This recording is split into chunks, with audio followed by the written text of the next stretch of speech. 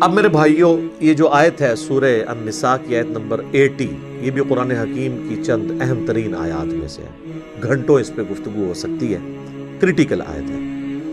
من یطع الرسول فقد اطاع اللہ، جو کوئی رسول کی اطاعت کرے گا گویا وہ اللہ کی اطاعت کر رہا ہے۔ اسپیسیفکلی یہ منافقین سے کہا جا رہا ہے، کیونکہ ان کے لیے نبی علیہ السلام کی شخصی اطاعت بڑی مشکل تھی۔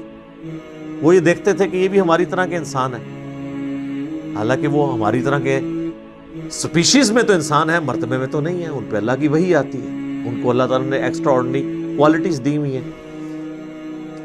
تو اللہ تعالیٰ یہ کیڑا ان کے دماغ سے نکال رہا ہے کہ رسول کی اطاعت کو عام اطاعت نہ سمجھنا، یہ اللہ کی اطاعت ہے۔ ومن تولا، اور جو کوئی رخ پھیرے گا، فما ارسلناک علیہم حفیظا، کہ نبی ہم نے آپ کو ان کے اوپر نگہبان بنا کر نہیں بھیجا کہ آپ نے زبردستی ان کو سچائی کی دعوت دینی ہے۔ انا ہدیناہ السبیل اما شاکرا و اما کفورا، بے شک ہم نے ہدایت کا راستہ تو واضح کر دیا، جس کی مرضی وہ حق قبول کرے، جس کی مرضی وہ روگردانی کرے۔ والذین جاہدوا فینا لنہدینہم سبلنا، جو لوگ ہماری راہ میں کوشش کریں گے ہم انہیں راستہ دکھا دیں گے، ان کے لیے راہیں کھول دیں گے اپنے تک پہنچنے کی۔ تو اطاعت رسول اللہ کی اطاعت ہے۔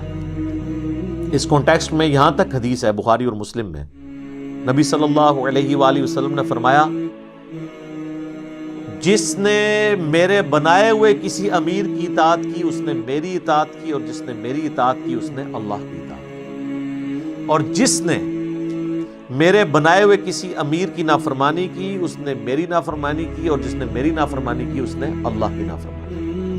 لیکن یہ اطاعت کسی امیر کی معروف میں ہے، منکر میں نہیں ہے۔ وہ جو بخاری و مسلم میں متفقن علیہ دونوں کتابوں میں یہ حدیث ہے، سیدنا علی اس کے راوی ہیں کہ نبی علیہ السلام نے ایک انصاری صحابی کو امیر بنا کر بھیجا ایک لشکر پہ، کسی بات پہ اس امیر کو غصہ آ گیا اپنی جو ماتحت لوگ ہیں ان پر، اور اس نے کہا کہ اس کا علاج اب یہ ہے کہ ایک بہت بڑا آگ کا الاؤ بہت بڑا الاؤ جلاؤ، اور تم سب کے سب اب اس آگ میں کودو تاکہ میرا یہ غصہ ٹھنڈا ہو۔ تم نے میری نافرمانی کی ہے، اور میری نافرمانی رسول اللہ کی نافرمانی ہے۔ اور آگ جلوائی تو پھر صحابہ میں اختلاف ہو گیا، انہوں نے کہا ہم آگ سے بچنے کے لیے تو رسول اللہ کے دامن کرم میں ہم نے تھاما تھا، پناہ لی تھی، تو پھر ہمیں اسی آگ میں پھینک رہے، ہم اس تیرے حکم کو نہیں مانیں۔ اور اتنے میں آگ ٹھنڈی ہو گئی اور اس صحابی کا غصہ بھی ٹھنڈا ہو گیا۔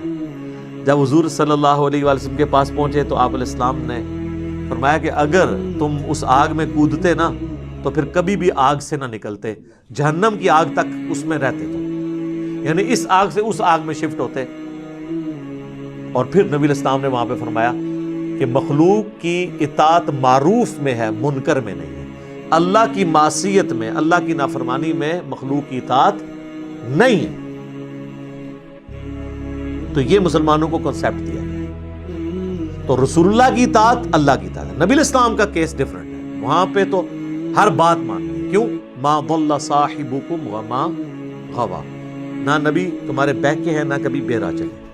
حتیٰ کہ اس کا کلائمیکس ہے جو سورہ آل عمران کی آیت نمبر 31 ہے، قل ان کنتم تحبون اللہ فاتبعونی یحببکم اللہ۔ اے نبی تم فرماؤ کہ بالفرض اگر تم اللہ سے محبت کے دعوے دار ہو نا تو پھر میری یعنی نبی علیہ السلام کی اتباع کرو، پھر اللہ بھی تم سے محبت کرے گا، تمہارے گناہوں کو بھی معاف کر دے گا، وہ بخشنے والا مہربان ہے۔ یعنی نبی علیہ السلام کی اتباع کرنی ہے، صرف اطاعت نہیں۔ اور اتباع کہتے ہیں محبت کے ساتھ پیروی، دل پہ جبر رکھتے ہوئے نہیں، اندر سے۔ جس طرح کہ صحیح بخاری میں آتا ہے عبداللہ بن عمر رضی اللہ تعالیٰ عنہ اپنے سفر حج میں جب وہ نبی علیہ السلام کے بعد جایا کرتے تھے تو حضور علیہ السلام کے ساتھ سفر کرتے ہوئے جن جن جگہوں پہ نبی علیہ السلام نے پڑاؤ کیا، جہاں جہاں نماز پڑھی، وہ ان جگہوں پہ اپنی سواری کو روک کے نماز پڑھتے تھے۔ حتیٰ کہ ایک جگہ وہ تابعی کہتے ہیں کہ مسجد تھی، مسجد میں نماز نہیں پڑھی، اس کے پاس ٹیلے کے پاس ایک پتھر تھا، وہاں پہ نماز پڑھی کہ نبی علیہ السلام نے یہاں پڑھی تھی۔ حتیٰ کہ مسند احمد میں تو یہاں تک ہے کہ نبی علیہ السلام نے ایک جگہ پیشاب کیا تھا، عبداللہ ابن عمر نے وہاں پہ جا کے پیشاب بھی کیا کہ میں حضور کی اس ادا کو ادا کروں۔ اس لیول تک پیروی کرتے تھے۔ تو محبت کے ساتھ اطاعت کریں۔ باقی ہم یہ نہیں کہتے، جس طرح اہل حدیث بہت زیادہ اطاعت کے اوپر زور دیتے ہیں، چونکہ بریلوی صرف محبت کو لے کے چل رہے ہوتے ہیں، اور وہ کہتے ہیں بس محبت کر لی تو اب انشاءاللہ تعالی جنت میں جائیں گے، تو اہل حدیث ان کو سمجھانے کے لیے کہتے ہیں کہ جی اصل چیز اطاعت ہے۔ نہیں سر، دونوں چیزیں ہی اصل ہیں، محبت بھی اصل ہے اور اطاعت بھی اصل ہے۔ محبت تو اس حد تک اصل ہے کہ سورہ الاحزاب میں ہے النبی اولیٰ بالمؤمنین من انفسہم وازواجہ امہاتہم، نبی مومنین پر ان کی جانوں سے بڑھ کر حق رکھتے ہیں، اور مومنین کی مائیں ہیں نبی کی جو بیوی ہیں، جان سے بڑھ کر حق ہے۔ حتیٰ کہ سورہ توبہ کی آیت نمبر 24 میں آیا کہ تمہاری رشتہ دار جتنے ہیں، وہ اللہ تعالیٰ نے ساری چیزیں گنوائی، تمہارا مال، تمہاری تجارت، تمہارے سارے ایسٹس، اگر اللہ اور اس کے رسول اور اس کی راہ میں جہاد کرنے سے بہتر تم ان کی طرف زیادہ متوجہ ہو، پھر اللہ کے عذاب کا انتظار کرو۔ بخاری اور مسلم دونوں میں حدیث ہے، تم میں سے کوئی شخص اس وقت تک مومن نہیں ہو سکتا جب تک کہ میں اسے اس کے ماں باپ، اولاد، اس کے مال، سب لوگوں سے بڑھ کر، ہر چیز سے بڑھ کر عزیز نہ ہو جاؤ۔ اور اس کا کلائمیکس وہ حدیث ہے جو صحیح بخاری میں سیدنا عمر اور نبی علیہ السلام چہل قدمی کر رہے تھے، حضرت عمر کا ہاتھ محبت سے حضور نے پکڑا تو حضرت عمر بھی فرینک ہو کے کہنے لگے یا رسول اللہ، آپ مجھے اس دنیا میں سب سے بڑھ کر محبوب ہیں سوائے اپنی جان کے۔ سچ بولا، اپنی جان تو سب سے آگے ہوتی ہے، اور وہ یہ ایکسپیکٹ کر رہے تھے حضور کہیں گے واہ کیا بات ہے۔ حضور نے فرمایا نہیں، اللہ کی قسم، بلکہ تیری جان سے بھی بڑھ کے۔ تو انہوں نے کہا یا رسول اللہ، آپ مجھے میری جان سے بھی بڑھ کے عزیز ہیں۔ تو آپ نے فرمایا ہاں، اب عمر تمہارا ایمان مکمل ہوا۔ تو ایمان تو مکمل نہیں ہوگا۔ بخاری مسلم دونوں میں حدیث ہے، نبی علیہ السلام نے فرمایا ایمان کی حلاوت اس نے چکھ لی جس میں 3 نشانیاں ہیں، اللہ اور اس کا محبوب صلی اللہ علیہ وآلہ وسلم اسے پوری دنیا میں سب سے بڑھ کر محبوب ہو جائے۔ دوسرا، دوستی اور دشمنی کا معیار اللہ کی ذات۔ تیسرا، کفر کی طرف لوٹایا جانا اس کے لیے اتنا ہی مشکل ہو جائے جتنا زندہ آگ میں جلایا جانا۔ آگ میں جلنے کے لیے وہ تیار ہو جائے لیکن دین اور ایمان نہ چھوڑے، اسے مٹھاس ملے گی۔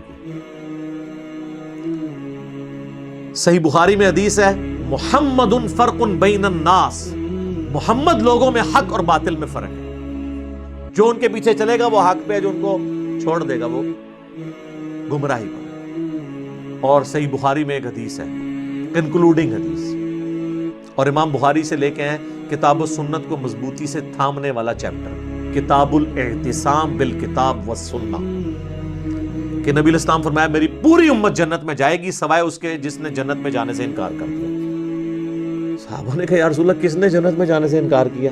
کون جنت میں جانے سے انکار کرے گا؟ آپ نے فرمایا جس نے میری اطاعت کی وہ جنت میں جائے گا، اور جس نے میری نافرمانی کی اس نے جنت میں جانے سے انکار کر دیا۔ یعنی وہ خود ہی منکر ہو گیا جنت کا۔ پریکٹیکلی وہ نبی علیہ السلام سے اس نے روگردانی کر دی۔ تو محبت اپنی جگہ ضروری ہے، اطاعت، محبت اور اطاعت دونوں ملیں گے تو اتباع رسول بنے گی۔ یہ دونوں چیزیں پیرلل میں ضروری ہے، نہ صرف محبت پہ زور دینا ہے نہ صرف اطاعت پہ۔ محبت تو ظاہر ہے ضروری ہے، بخاری مسلم دونوں میں حدیث ہے، ایک شخص نے آ کے عرض کیا اللہ کے نبی قیامت کب آئے گی؟ آپ فرمایا قیامت کے لیے کوئی تیاری بھی کی ہے؟ یا رسول اللہ زیادہ تیاری تو نہیں، یعنی فرض ہی پورے کرتا ہوں، باقی زیادہ کوئی میں نے ایکسٹراڈنری ایفرٹ نہیں کیا۔ یہ نہیں ہے کہ وہ نماز بھی نہیں پڑھتا تھا، بالکل ہی کوہرا سی، نہ البتہ میں اللہ اور اس کے رسول سے محبت کرتا ہوں۔ تو آپ نے فرمایا انسان پھر قیامت والے دن اسی کے ساتھ ہوگا جس سے وہ دنیا میں محبت کیا کرتا تھا۔ انس بن مالک کہتے ہیں اللہ کی قسم نبی علیہ السلام پر ایمان لانے کے بعد ہمیں حضور کی کسی بات سے اتنی خوشی نہیں ہوئی جتنی اس بات سے کہ جو شخص جس سے محبت کرتا ہے قیامت والے دن اس کا ساتھ اسے نصیب ہوگا۔ پھر بخاری مسلم کے الفاظ ہیں، انس بن مالک کہتے ہیں اے اللہ گواہ ہو جانا میں تیرے نبی سے، ابو بکر سے، عمر سے محبت کرتا ہوں، گو میرے اعمال رسول اللہ ابو بکر اور عمر والے نہیں ہیں رضی اللہ عنہما صلی اللہ علیہ وآلہ وسلم، لیکن پھر بھی میں تجھ سے امید کرتا ہوں کہ مجھے قیامت والے دن ان کا ساتھ نصیب فرمانا۔ ہم بھی اللہ سے دعا کرتے ہیں کہ ہمیں قیامت والے دن نبی صلی اللہ علیہ وآلہ وسلم کا، ان کے اہل بیت کا، ان کے صحابہ کا ساتھ نصیب فرمائے، ان کے ساتھ محشور فرمائے، اور جنت الفردوس میں اپنے محبوب صلی اللہ علیہ وآلہ وسلم کا پڑوس عطا فرمائے، آمین۔ اللہ تعالیٰ سے دعا ہے جو حق بات میں نے کہی اللہ تعالیٰ ہمارے دلوں میں راسخ فرمائے۔ اگر جذبات میں میرے منہ سے کوئی بات نکل گئی ایسی جو کتاب و سنت کی تعلیمات کے خلاف تھی تو اللہ تعالیٰ معاف کر دے، ہمیں کتاب و سنت کی تعلیمات پر عمل کر کے دوسرے بھائیوں تک پہنچانے کی توفیق عطا فرمائے۔ سبحانک اللہم و بحمدک، اشہد ان لا الہ الا انت، استغفرک و اتوب الیک، وما علینا الا البلاغ المبین۔ جزاکم اللہ خیرا۔